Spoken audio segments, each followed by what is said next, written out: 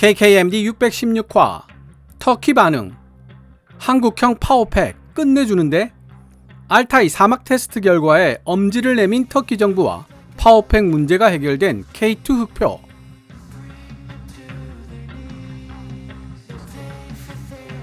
지난 9월 폴란드에서 열린 국제방위산업전시회 MSPO에 참석한 S&T 다이내믹스는 터키 군사 전문지 디펜스 히어와의 인터뷰를 통해 한국형 파워팩을 소개하는 시간을 가졌습니다. 국내에서 발간되는 군사 전문지를 통한 자료를 살펴보면 두산 DV27K 엔진과 S&T 다이내믹스 EST15K 변속기로 구성된 한국형 파워팩은 2022년 3월 터키에 도착하여 알타이 시제품의 샘플 형태로 탑재되었고 이후 8개월 동안 터키의 사막 지형에서 수천 킬로미터를 넘는 거리를 쉴 새 없이 기동하는 가혹한 테스트에 투입되었다고 합니다. 한국형 파워팩은 테스트 도중 단 한 번도 고장이 나지 않았고 테스트 결과에 만족한 터키 정부는 일단 알타이 100대 분량의 DV27K 두산 디젤 엔진과 EST15K S&T 다이내믹스의 자동 변속기를 주문했는데요. 이후 물량부터는 터키의 장갑 차량 제조업체 BMC가 이탈리아와 협력하여 개발한 터키형 파워팩을 탑재한다는 계획을 세워놓고 있습니다. 그러나 KKMD를 통해 여러 번 언급되었지만 육상 플랫폼의 파워팩과 공중 플랫폼의 항공 엔진은 그 나라가 지닌 기술력의 수준을 가늠할 수 있는 잣대가 될 수 있을 만큼 높은 기술력을 요구하는 분야입니다. 계획된 기간 안에 터키형 파워팩 개발이 완료되지 못할 가능성이 다분하다는 사실을 터키 정부도 알고 있기 때문에 알타이 1차 생산분 100대가 출고된 이후에도 한국형 파워팩을 도입할 수 있도록 1억 4,100만 달러, 한화 1,900억 규모의 추가 조달 옵션 계약도 체결한 것으로 알려져 있습니다. 그럼 터키 소재 군사 전문지 디펜스 히어가 2023년 10월 3일에 게재한 짧은 기사를 살펴본 뒤 이야기를 계속 이어나가 보도록 하겠습니다. 기사 원문은 노란색 글자로 표시됩니다. 대한민국의 방산업체인 S&T 다이내믹스는 올해 초 터키 장갑차 제조업체인 BMC와 계약을 체결했다. 해당 계약은 터키의 미래 주력 전차 알타이에 동력을 공급하기 위해 필요한 S&T 다이내믹스의 1500마력 자동 변속기를 BMC에게 제공한다는 내용을 규정하고 있다. 디펜스 히어와의 인터뷰 요청에 응한 허로이 마케팅 이사는 파워팩이라고도 불리는 강력하게 이를 데 없는 S&T 다이내믹스의 자동 변속기에 대해 다음과 같이 설명하기 시작했다. 이것이 바로 주력 전차를 위해 개발된 1500마력 한국형 파워팩입니다. 파워팩이란 자동 변속기와 엔진을 하나로 합쳐놓은 부품을 지칭하는 용어죠. 허로 이사는 또한 한국형 파워팩에는 전진 6단, 후진 3단 기어가 달려있다고 설명하며 이 변속기에는 제동 기능뿐만 아니라 주력 전차 자체를 구동시키는 동력 전달 계통도 함께 포함되어 있다고 덧붙였다. 그는 또한 터키와 체결한 계약과 관련하여 해당 한국형 파워팩이 사막을 포함한 터키 모든 지형에서 가혹한 테스트를 성공적으로 완료했으며 결과에 만족한 터키 정부는 한국형 파워팩을 알타이 주력 전차 양산 과정에 사용하기로 결정했다고 간단하게 언급했다. 허로 이사는 마지막으로 S&T 다이내믹스가 K2 흑표 주력 전차 프로그램의 다음 단계에 한국형 파워팩을 통합시키기 위해 대한민국 정부와 협력하고 있는 중이라고 언급하며 인터뷰를 마무리 지었다.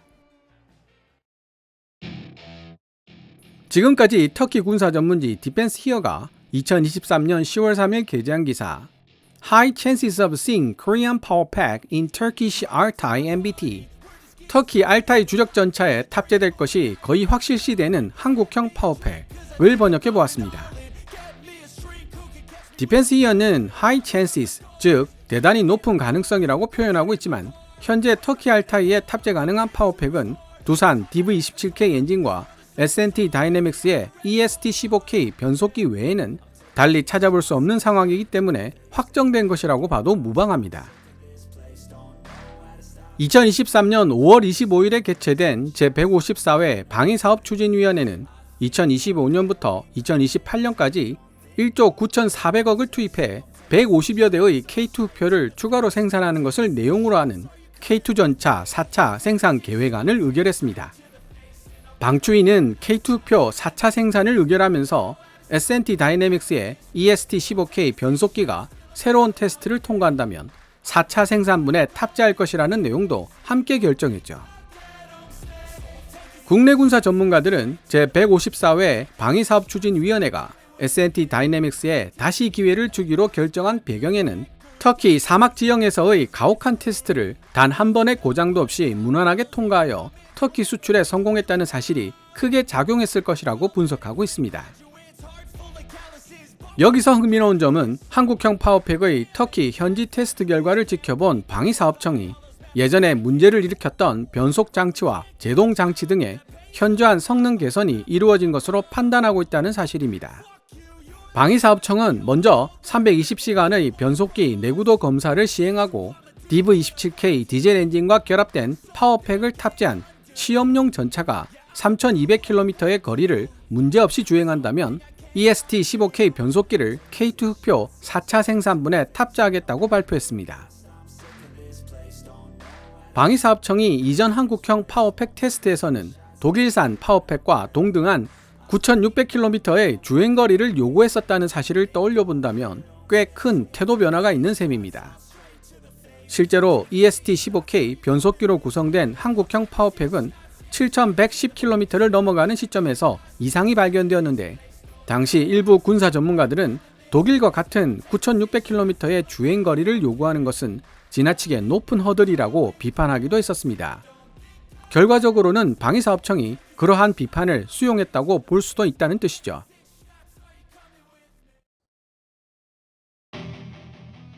S&T 다이내믹스는 EST15K 변속기를 K2 흑표 파워팩에 탑재하는 데 실패했지만 포기하지 않고 꾸준하게 관련 기술을 개발해 왔었는데요. DX 코리아 2020에 참가하여 그동안 수입에만 의존했던 변속 제어 장치와 변속 장치, 정유압 조향 장치, 그리고 유체 감속기 및 브레이크까지 모두 국산화시켰다고 발표하기도 했습니다.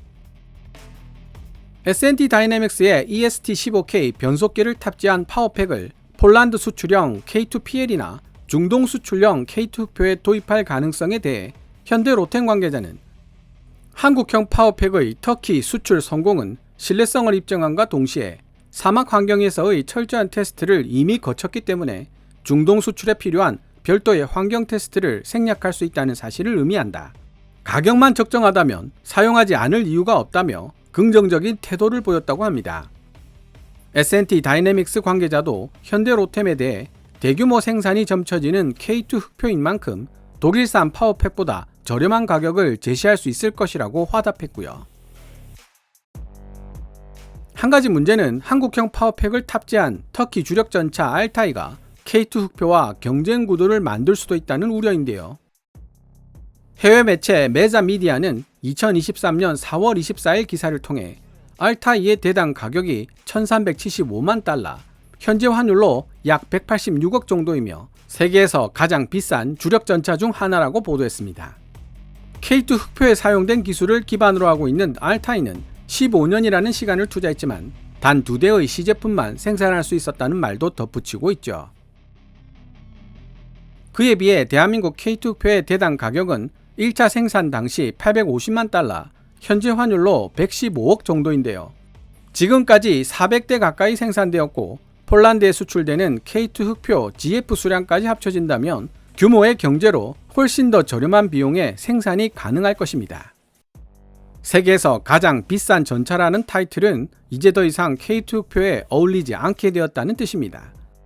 터키의 주력 전차 알타이가 K2 흑표에 도전장을 내미는 날이 언젠가는 오겠지만 아직까지는 시기상조이며 현대 로템이 방심하지 않고 기술력을 축적해 나간다면 당분간 크게 걱정할 일은 없을 것 같습니다. 개인적으로 러시아 우크라이나 전쟁에 자극받은 폴란드에 K2 흑표가 대규모로 수출이 되었듯이 이스라엘 하마스 전쟁으로 촉발된 중동의 안보 위기 상황 역시 K 방산에 대한 수요를 증가시킬 개연성이 매우 높습니다. 전 세계를 통틀어 봐도 현재 대한민국만큼 우수한 품질의 무기 체계를 대량으로 생산해낼 수 있는 산업 구조를 갖춘 나라를 달리 찾아보기 어렵기 때문입니다. 저렴하면서도 장고장이 없는 다목적 전투기로 사용할 수 있는 FA-50과 K9 자주포, K2 주력전차 같은 기갑전력, 그리고 천궁2와 K39 천무로 대표되는 유도미사일 체계들이 중동 지역에서 새롭게 주목받지 않을까 생각해봤습니다. 오늘 KKMD에서 준비한 내용은 여기까지입니다. 시청자 여러분들의 좋아요와 구독, 그리고 광고 시청은 KKMD의 미래를 위한 양식이 됩니다. 후원 멤버 및 슈퍼땡스로 후원해주시는 고마운 분들의 댓글은 항상 감사한 마음으로 챙겨 읽고 있습니다. 방송되었던 내용들은 KKMD 공식 블로그에서도 만나보실 수 있으니 구글이나 네이버 검색창에서 KKMD를 검색해 보시기 바랍니다. 지금까지 시청해 주셔서 감사합니다. 케빈즈 밀리터리 채널 KKMD